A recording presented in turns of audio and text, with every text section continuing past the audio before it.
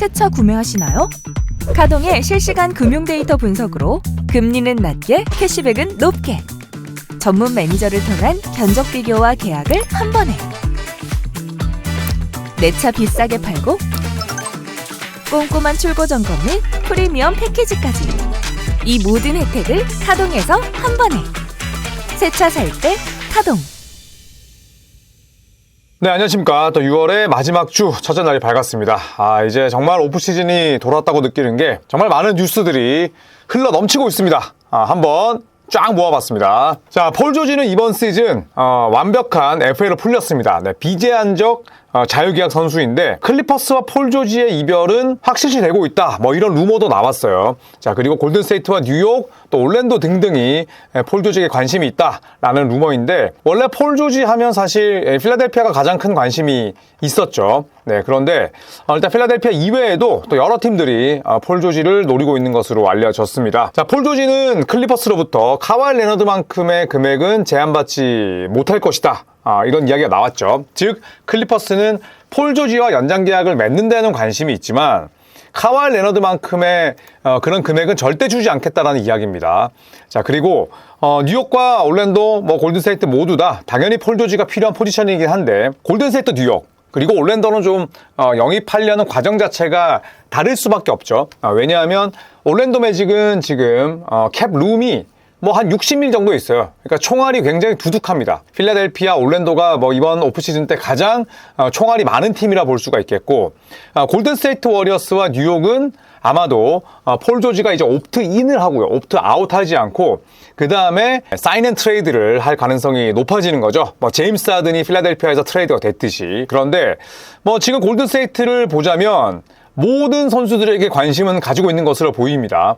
일단은 팀의 전력을 보강할 수 있는 방법이 사실 트레이드밖에 없기 때문이기도 하고, 뉴욕 닉스 역시도 드래프트 픽도 굉장히 많고, 그리고 또 몸값을 제대로 해내지 못하는 베테랑들, 또 트레이드 칩으로 쓰일 수 있는 선수들도 많은 편입니다. 네, 줄리어스 랜들이 될 수도 있고, 보얀 보고다노비치가 될 수도 있고, 미첼 로빈슨이 될 수도 있죠. 네, 그렇기 때문에 닉스와 워리어스도 폴 조지 영입에 관심이 있다라는 이야기죠. 자, 그래서 골든스테이트 워리어스가 세컨 에이프런을 넘겼는데, 그러면 다대1 트레이드는 안 되지 않냐. 그러니까 여러 명과 한 명의 트레이드는 불가능하지 않냐. 왜냐하면 그게 세컨 에이프런의 벌칙이거든요. 그런데 골든스테이트 워리어스는 어쨌든 크리스 폴의 30밀을 보장하지 않고, 그리고 클레이 탐슨이 걸어 나간다면 세컨 에이프런 아래쪽으로는 떨어질 수 있습니다. 네, 그렇다면 다대1 트레이드가 되는 거죠. 자, 그래서 폴 조지는 이번 여름에 풀린 FA 가운데 거의 최대어라 볼 수가 있습니다. 폴 조지의 행선지가 정해지고 나서 이제 다른 중소형 FA들의 행선지도 정해지지 않을까 생각이 들고요. 자, 그리고 LA 클리퍼스가 토바야스 해리스에게 관심이 있다 라는 루머입니다. LA 클리퍼스 출신이기도 하죠. 클리퍼스에서 또 아주 좋은 활약을 펼쳤었는데, 사실 토바야스 해리스는 이번 시즌, 그러니까 지난 시즌을 끝으로 계약이 끝났습니다. 필라델피아와 거의 5년에 200밀에 달하는 그런 금액의 계약을 맺었었는데 전혀 몸값을 못 해줬죠. 그리고 만약에 LA 클리퍼스가 폴 조지가 그냥 걸어 나간다면 사실 전력을 보강할 수 있는 그런 여지가 크지 않잖아요. 클리퍼스는 어쨌든 돈을 쓸 준비는 돼 있는데. 자, 그래서 폴 조지와 그리고 토바야스 해리스의 몸값이 맞지 않는데 이게 가능하냐?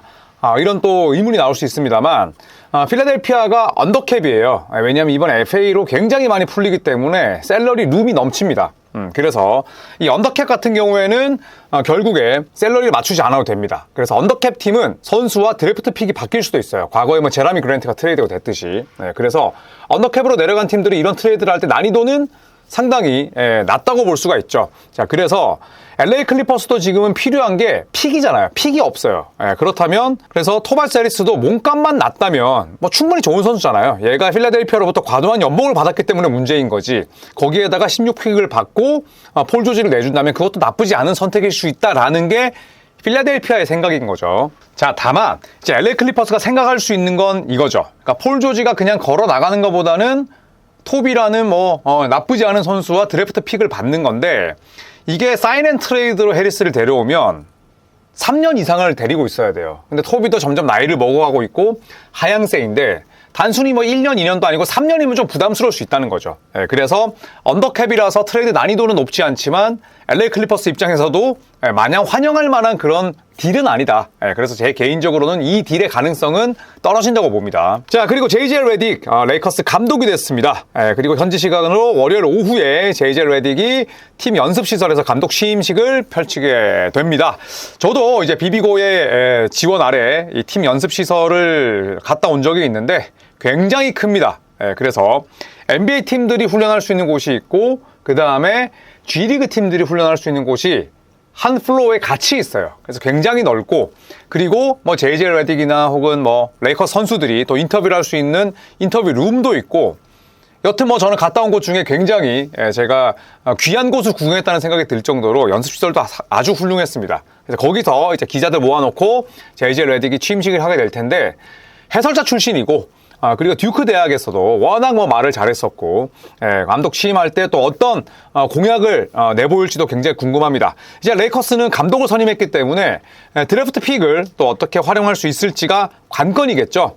지난 시즌에는 젤러 후드 시피노를 영입해서 폭망이었는데, 물론 뭐 루키 시즌을 지났기 때문에 또 어떤 식으로 잠재력을 내보일지 모르겠습니다만 현재까지는 실패작이었습니다.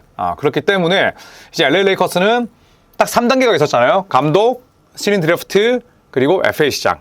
일단은 감독은 해결을 했고, 그 다음은 이제 이번 주 목요일에 열리는 드래프트, 그리고 이 다음은 르브론 제임스를 비롯한 FA 시장에서의 행보가 아닐까 생각이 듭니다. 자, 그리고 NBA 드래프트가 이제 목요일이니까 3일 앞으로 다가왔습니다. 저와 박세훈 기자가 이번 드래프트 중계를 할 예정인데요. 많은 시청 부탁드리고, 애틀란타는 이번 2024년 드래프트에서 1순위 지명권을 가지고 있습니다. 그런데 알렉스 사르를 뭐 뽐내 마네, 사르가 애틀란타를 뭐 싫어하네, 뭐 좋아하네, 뭐 이런 이야기도 굉장히 많습니다. 그런데 현재까지의 팩트는 애틀란타 혹스와 1순위 후보인 알렉스 사르는 그 흔한 워크아웃도 그리고 관계자와 미팅도 진행하지 않은 상태예요. 보통 이런 경우에는 선수가 거절하는 경우가 대부분입니다. 왜냐? 애틀란타 혹스는 1순위 지명권을 가지고 있기 때문에, 또 알렉스 사르가 아주 유력한 1순위 후보이기 때문에 최소한 워크아웃은 하지 않더라도 관계자들과 미팅은 하거든요. 그런데 이 두 가지를 전부 다 하지 않았어요. 그런데 애틀란타가 제가 찾아보니까 현재까지 워크아웃을 진행했던 상위 지명자들을 살펴보면 도노반 클링원, 그리고 자칼 리사쉐, 리드 셰퍼드, 론 홀랜드, 마티스 부젤리스, 그리고 코디 윌리엄스예요. 그러니까 웬만한 상위권 지명 예상이 되는 선수들과는 다 했는데 알렉스 사르와만은 하지 않았거나 하지 못했지만 저는 하지 못했다고 생각을 합니다. 왜냐하면 이 사르 같은 경우에 오버타임 엘리트 시절에 집이 어디였냐면 애틀란타예요. 그런데 애틀란타 홈구장이 어디냐? 스테이트팜 아레나잖아요. 저도 이제 거기를 5년 전에 갔다 왔는데 시내 한복판에 있어요. 코카콜라 본사랑 뭐 그 다음에 조지아 그 아쿠아리움이랑 그 바로 옆에 있습니다. 그리고 알렉스 사르의 미국 집이 어디냐면 그 스테이트팜 아레나에서 자동차로 한 6, 7분 거리예요. 바로 옆에 사는데, 그러니까 애틀란타와 커넥션이 없을 수가 없는데 아직도 워크아웃을 진행하지 않았다는 건 저는 알렉스 사르가 애틀란타에 지명이 되는 걸 딱히 좋아하지 않는 게 아닐까라는 좀 의심을 할 수밖에 없습니다. 자, 알렉스 사르는 계속해서 본인이 5번이 아니라 4번으로 뛰고 싶다고 이야기를 한 상태예요. 그리고 애틀란타 역시도 트레이드를 통해서 픽다운해서 본인들이 조금 더 합리적인 선택을 내릴 것이다라는 루머도 있었습니다.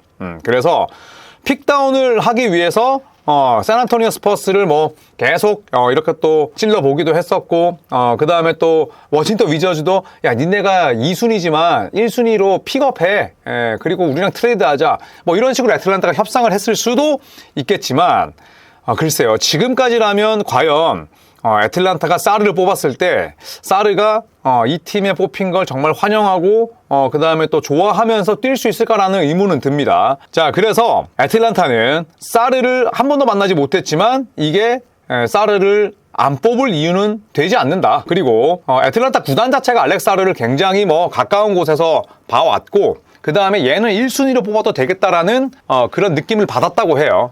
자, 하지만 대부분 이런 경우에는 언해피하거나 우리 구단을 좋아하는 눈치가 아니라고 생각했을 때 뽑지 않는 경우가 많습니다. 물론 1라운드 1순위가 주는 그런 무게감은 있지만 평소에 비해서 알렉스 사르나 혹은 도노반 클링건을 무시하는 게 아니라 다른 예년의 드래프트에 비해서 1순위의 무게감은 확 떨어지거든요. 그래서 저는 애틀란타가 끝까지 고심하지 않을까 생각을 해봅니다. 자, 그리고 에릭 고든입니다. 현재 버하마 대표팀에서 열심히 또 뛰고 있는 1988년생 베테랑인데요. 피닉스 선즈와 맺은 3.3일의 플레이 옵션을 거부하고 옵트아웃을 할 것으로 보입니다. 자, 그리고 에릭 고든 역시도 필요한 건 우승이죠. 물론 현역 시절 때 슈퍼스타만큼 돈을 벌지 못했지만 에릭 고든이 필요한 건 우승과 본인이 뛸 수 있는 그런 출전 시간입니다. 에릭 고든도 굉장히 에고가 센 선수이기 때문에 본인에게 공이 안 왔을 때의 소속팀에 대한 불만, 또 동료에 대한 불만은 굉장히 가감없이 이야기하는 선수예요. 자, 그런데 에릭 고든은 결국 전성기가 지났고, 그리고 몸값이 싸기 때문에 여러 구단, 특히 바로 우승하고 싶어하는 윈나우 팀으로부터 많은 관심을 받지 않을까 생각을 합니다. 20분 뛰면 10점 넣을 수 있는 선수고 15분 뛰면 7점, 8점 넣을 수 있는 베테랑입니다. 아직까지는 1, 2분 정도 더 뛸 수 있는 연료통에 가스가 남아있기 때문에 많은 러브콜을 받을 것 같아요. 자, 그리고 KCP, 캔타비어스 칼드웰 포프인데요. 자, 리그 소식에 따르면 KCP가 선수 옵션을 거절하고 FA로 나올 경우에 필라델피아 올랜도로부터 많은 관심을 받을 것이다 라는 지금 루머입니다. 일단 덴버 너게츠는 샐러리가 터져 나가는 상황이에요. 그리고 슬로베니아 출신의 블레코 찬차르의 팀 옵션을 거절했습니다. 2.3밀밖에 안 되지만 샐러리가 터져 나가는 팀 입장에서 2.3밀도 크거든요. 결국에는 어떤 식으로든 샐러리 디자인을 좀 잘 만들려는 과정인데 KCP는 지금 선수 옵션을 옵트인을 하지 않고 옵트아웃을 하고 새로운 계약을 맺어야 1년이라도 젊은 나이에 더 많은 돈을 벌 수가 있습니다. 그러니까 PJ 터커처럼 이제 오늘 내일 하는 선수라면 옵트아웃 하지 않겠죠. 하지만 KCP는 새로운 계약을 맺을 가능성이 높기 때문에 옵트인을 할 것이다. 그리고 필라델피아 올랜도가 KCP를 영입한다고 하는데 이 두 팀의 공통점은 제가 수차례 말씀드렸지만 캡 룸이 어마어마합니다. 60밀을 쓸 수 있어요. 그렇다면 60밀을 쓰는데 보통은 슈퍼스타 한 명 완전히 데려오는데 그 돈을 다 쓰기보다는 미디움 정도 되는 스타 그리고 KCP 같은 롤플레이어 이 두 명을 한꺼번에 영입했을 때 더 훌륭한 성과가 나오는 경우가 많거든요. 그 말인즉슨 KCP가 지금 15.3밀의 플레이 옵션을 거부했기 때문에 현지에서 관측하는 금액은 연간 20밀이에요. 연간 20밀이기 때문에 필라델피아와 올랜도가 스타면 영입하면서 KCP와도 계약을 맺을 수 있다는 거죠. 그래서 쪼개서 계약하기에 너무 훌륭한 금액이고 가성비가 뛰어난 자원이기 때문에 저는 덴버 너게츠를 떠난다면 필라델피아와 올랜도가 KCP의 아주 훌륭한 행선지가 될 것이다 라고 예상을 해봅니다. 자, 그리고 레이커스는 최근 몇 년 동안 굉장히 바쁜 여름을 보내고 있습니다. 러셀 웨스브룩을 영입하기도 했었고 계속해서 이제 로스터의 변화를 주고 있죠. 디앤젤로 러셀과는 1+1 계약도 맺었고 지난해 여름에는 루이 하치무라, 오스틴 리브스 이런 연건들과 또 계약을 맺기도 했었는데 로스터 변경에 대한 압박을 받고 있다. 압박을 느끼고 있다는 게 정확한 표현이겠죠. 왜냐하면 지금 멤버들도 충분히 좋지만 우승을 위해서는 결국 극적인 변화가 일어나야 됩니다. 일단 르브론 제임스와 FA 계약을 맺는 게 가장 우선시 되겠지만 명확하잖아요. 1번 포지션에 대한 약점은 디앤젤로 러셀은 좋은 선수지만 플레이오프에서 무언가 게임 체인저 혹은 차이를 만들어낼 수 있는 디퍼런스 메이커가 되기는 어렵기 때문에 1번 포지션에 대한 이야기가 많이 나옵니다. 그래서 백업으로 CP3를 영입할 것이다. 또 혹은 디존테 머레이에 대한 트레이드 논의를 다시 진행할 것이다 라는 이야기가 나오고 있는데 어쨌든 라펠린카 단장은 전체적으로 놓고 봤을 때는 굉장히 좋은 단장이지만 또 FA를 영입하거나 혹은 비시즌의 행보가 그렇게 좋았나라고 묻는다면 좀 갸우뚱한 것도 있었단 말이죠. 그리고 새로운 감독인 JJ 레딕이 왔기 때문에 어떤 식으로든 레딕의 입맛에 맞는 그런 로스터의 변경은 분명히 필요해 보입니다. 자, 그렇기 때문에 펠린카 단장이 감독을 선임했지만 여전히 바쁘게 움직일 수밖에 없을 것 같고요. 자, 그리고 워리어스입니다. 로스터 업그레이드를 원하긴 하는데 아까도 말씀드렸죠. 크리스 폴의 보장 금액을 연기하고 이거는 결국 6월 28일에 서로 합의하에 결정을 내려야 되는데 이 결정 날짜를 뒤로 미룬다는 겁니다. 그리고 나서 전력을 더욱더 업그레이드 시킬 생각이라고 밝혔지만 사실 난이도는 굉장히 높은 편입니다. 클레이 탐슨 빠져나가고 그 다음에 크리스 폴도 결국 웨이브할 가능성이 높기 때문에 그렇게 되면 세컨 에이프런으로 밑으로 떨어지게 되고 그러면 트레이드가 좀 더 쉬워질 수 있거든요. 왜냐하면 1대 다 트레이드도 가능하기 때문에 로스터 업그레이드를 하려면 결국 워리어스는 트레이드밖에 없다. 그렇다면 상대방이 다른 팀 쪽에서 워리어스에게 관심을 가질 수 있는 자원이 누구냐라고 묻는다면 냉정하게 봤을 때 조나단 쿠민과 앤드루 위긴스 정도가 전부거든요. 그렇기 때문에 저는 워리어스가 잭 라빈에 대한 소문도 있었고 지미 버틀러 데려온다는 이야기도 있었습니다만 결국 난이도는 굉장히 높은 축에 속한다고 봐야겠죠. 트레이드를 하면 그만큼 데려오는 선수만큼 나가는 자리가 있고 포젬스키나 혹은 모제스 무디 그 다음에 조나단 쿠민과 트레이 잭슨 데이비스 연건들이 다음 시즌에 아무리 잘한다고 하더라도 사실은 그동안 커리와 탐슨, 그린, 뭐 이고달라, 션 리빙스턴 뭐 이런 선수들이 보여줬던 그만큼의 경쟁력은 아닐 거란 말이죠. 그 부분을 알기 때문에 워리어스는 트레이드로라도 전력을 업그레이드 시키고는 싶지만 상황은 쉽지 않다라는 거죠. 자, 그리고 제라미 그랜트입니다. 제라미 그랜트는 커리어 내내 약팀의 뭐 에이스, 약팀의 2옵션, 3옵션으로 계속 활약을 해왔었는데 현재는 포틀랜드 트레일 블레이저스의 베테랑입니다. 네, 그리고 제라미 그랜트는 포틀랜드와 5년 190밀 계약이 돼 있는 상태죠. 뭐 과거의 클레이 탐슨, 뭐 토바이스 해리스와 이제 비슷한 금액인데 리그 소식통에 따르면 매버릭스 포함한 여러 구단이 제라미 그랜트의 트레이드에 관해 문의를 한다고 밝혔습니다. 제라미 그랜트의 5년 190밀은 저는 뭐 살짝 비싼 감은 있지만 여전히 뭐 전성기고 투웨이 플레이어죠. 공격도 잘하고 수비도 잘합니다. 네, 그리고 아무리 돈이 좋고 그 다음에 아무리 약팀에서 뭐 내가 에이스 역할을 하는 걸 원한다고 하더라도 커리어가 쌓이면 패배에 지칠 수밖에 없어요. 그런 측면을 모든 팀들이 또 아는 것일 테고 제라미 그랜트도 뛰다 보면 또 포틀랜드의 또 미래가 결국에는 지금 1, 2년 내로는 좋아질 수가 없습니다. 그러면 제라미 그랜트는 많은 돈을 받고 있지만 본인의 커리어, 본인의 전성기를 약팀에서 날리게 되는 셈이거든요. 그렇다면 결국 이럴 때 베테랑들은 팀과 대화를 합니다. 트레이드 시켜달라. 근데 내가 가고 싶은 팀은 여기다. 노력해달라. 그러면 팀은 얘가 정말 뭐 쌍욕받고 단장 얼굴에 진짜 침 뱉고 뺨 때리지 않는 이상 웬만하면 베테랑들이 가고 싶어하는 팀을 보내죠. 그런 지금 상황을 알기 때문에 댈러스를 포함해서 여러 팀들이 제라미 그랜트를 문의하고 있는 거죠. 자, 그리고 포틀랜드도 지금 5년 계약에 두 번째 해에 들어가요. 그러면 제라미 그랜트를 팔았을 때 사는 팀들이 1년 혹은 1년 반 렌탈이 아니잖아요. 5년 계약에 2년이기 때문에 지금 팔아야 포틀랜드도 굉장히 많이 받아먹을 수 있습니다. 그렇기 때문에 저는 포틀랜드가 제라미 그랜트를 파는 시점에 대해서 그랜트와 굉장히 열린 대화를 하지 않을까 생각을 하고요. 제라미 그랜트는 강팀의 조각으로 쓰기에 좋아요. 1, 2옵션으로 쓰기에는 샷 크리에이팅 능력이 떨어지고 그 다음에 리바운드를 못 잡기 때문에 1, 2옵션은 무리지만 3옵션으로 쓰기에는 굉장히 럭셔리하죠.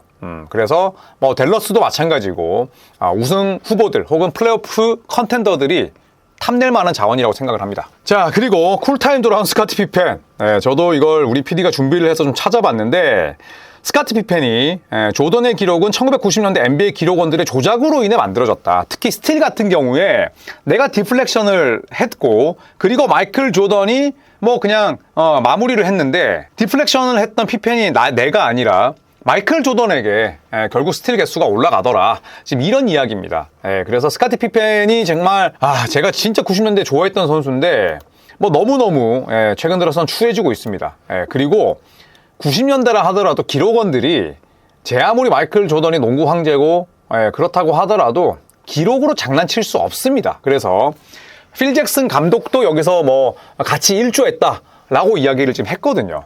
그래서 이런 걸 보면 진짜 추하지 않게 늙는 게 중요하다 이런 생각을 합니다. 물론 스카티 피펜이 라스트 댄스 마이클 조던을 영웅시했던 그런 에피소드에서 본인을 굉장히 깔고 갔던 거 그리고 마이클 조던의 아들이 스카티 피펜의 전처와 사귀고 뭐 이런 부분 때문에 감정이 상했을 수는 있는데 지금 이렇게 사실과 동떨어진 그런 부분들을 계속해서 날조하고 이야기할수록 본인의 이미지만 깎여요. 그래서 한때 너무너무 좋아했던 레전드가 좀 저렇게 추해진 거는 굉장히 좀 아쉽게 생각을 합니다. 그래서 저는 뭐 이거는 이제 마이클 조던에 대한 디스이기도 하지만 필 잭슨 감독, 그 다음에 기록원, 그리고 나아가서 뭐 NBA 리그 자체도 마이클 조던은 영웅시하다 보니까 걔가 뭐 직접적으로 스틸에 관여하지 않고 내가 스틸에 볼을 쳐내고 했는데 마이클 조던의 기록을 완전히 버블처럼 만들어줬다. 지금 이런 얘기거든요.